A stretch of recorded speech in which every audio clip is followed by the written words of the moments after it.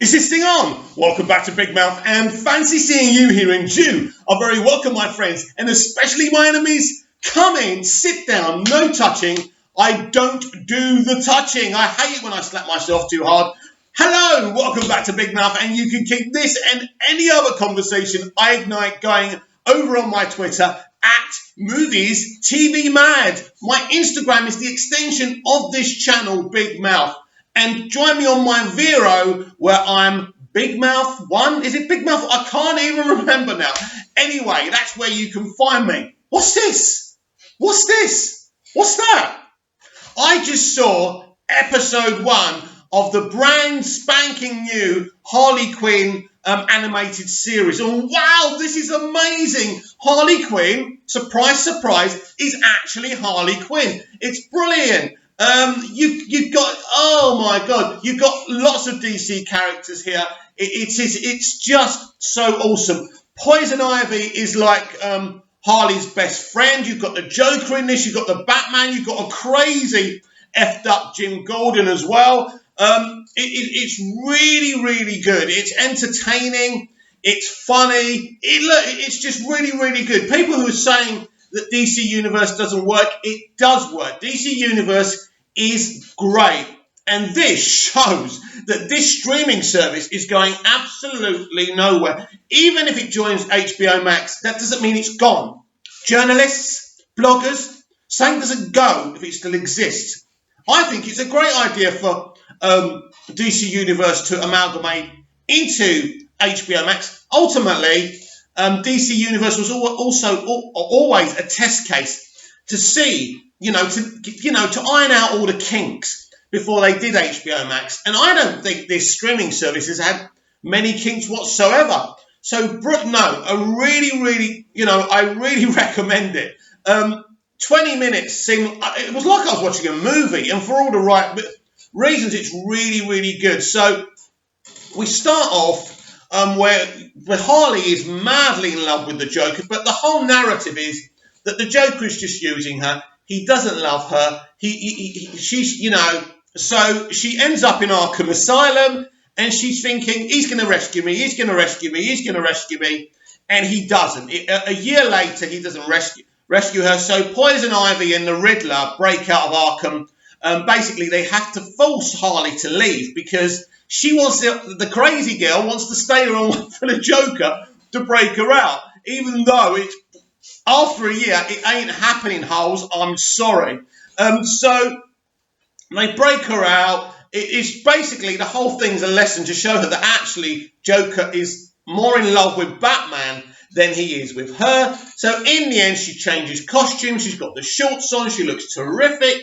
And she says, I'm not good. And they have this big battle. He sets his goons on her. She kicks ass. It's absolutely fantastic. Ultimately, she's going to keep him alive so he can see her take over the Gotham Manor. There's a little bit more to it than that, but basically that is the narrative of this 22-minute brilliant animated TV series. This is brilliant. I've been looking forward to this for a very, very long time, and I do suggest you watch it. I'll give it 5 stars. I'll give it 10 out of 10. It's engrossing. It's engrossing in an entertaining way.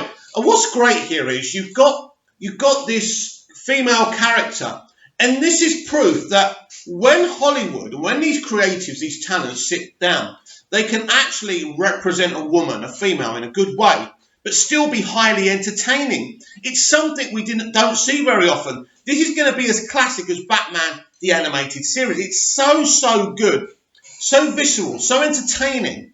So go and watch it. It's absolutely fantastic. So, Wonder Woman fans, I'm a Wonder Woman fan.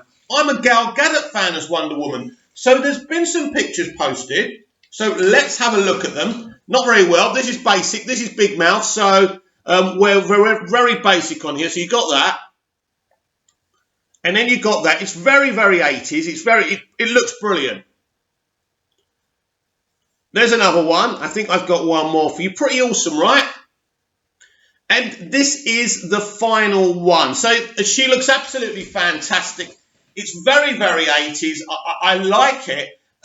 Look, we've got a week to go. I think it's next Saturday when they're doing this live Brazilian, this live Brazil fan expo.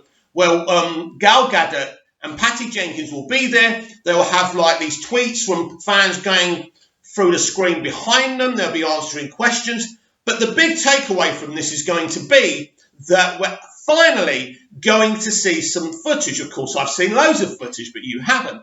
So I'm very excited. I'm excited to see the trailer myself, just to see if there's anything that's not in the cut that I saw. This is very, very exciting. So I can't wait till next week. I'll be on Twitter.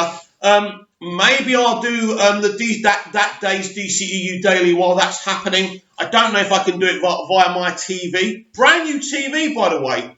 Don't know if you noticed, a really good Philips Smart 4K TV. And it's got Dolby Vision and Dolby Sound. It's amazing. Anyway, well, they did break down on me yesterday. I hope that doesn't happen again. Anyway, so that's what's going on within the DCEU. And now let's talk about our favourite subject, our pet subject, the release the Snyder Cut situation. It's been another interesting week, hasn't it, with the Variety article. And I exposed it yesterday, or I feel I exposed it.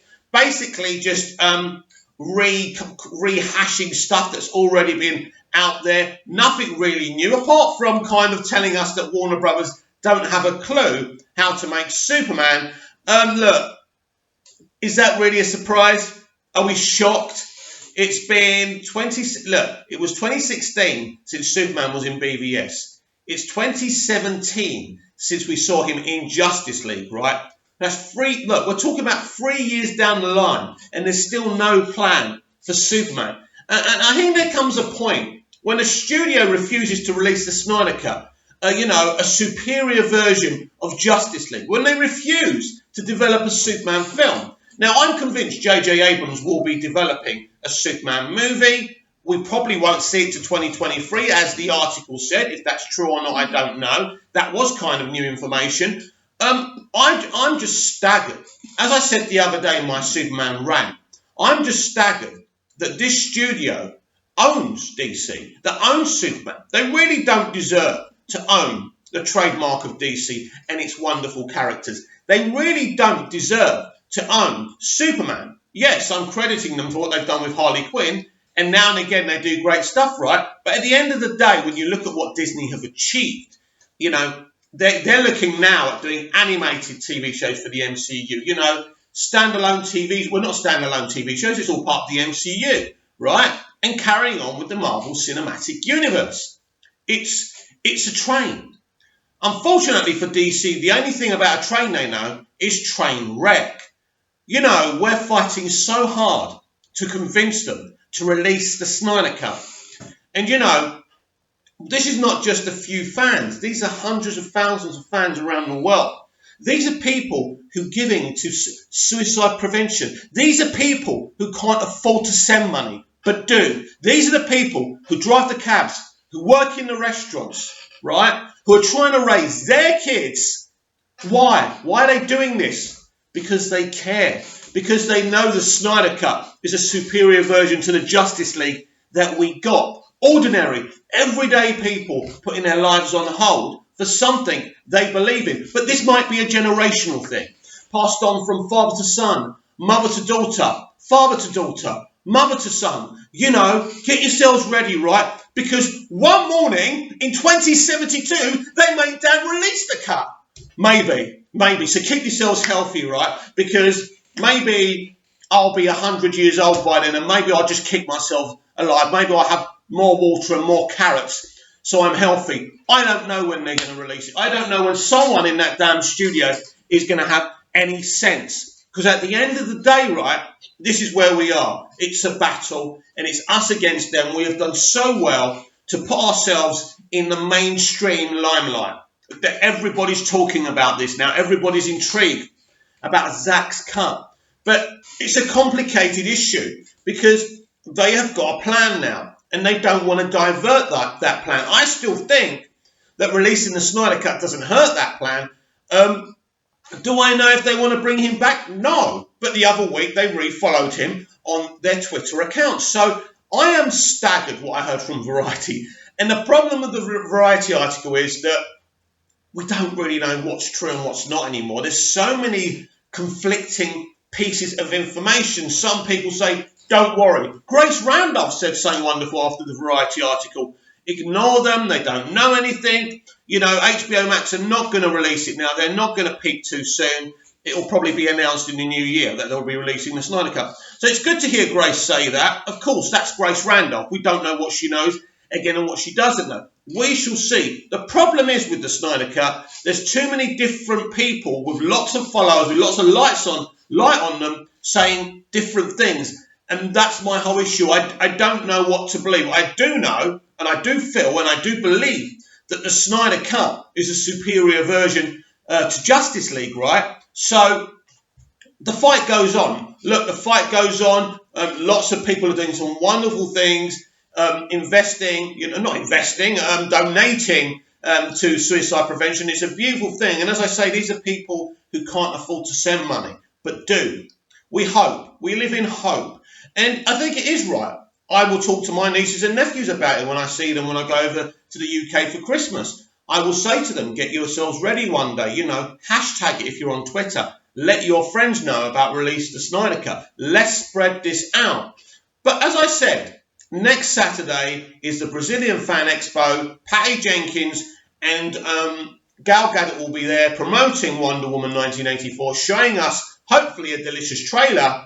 But would it be funny that on that day, if Release the Snyder Cut was trending, and not Wonder Woman 1984. Now listen, I can't wait to see whatever version they're going to put out there, whatever this film is. As I say, I've seen the test screening, I know a few things, but I can't wait for that film. I don't think we hurt Wonder Woman 1984 if Release the Snyder Cut trends. I think that will be a great event for RT Snyder Cut to look at.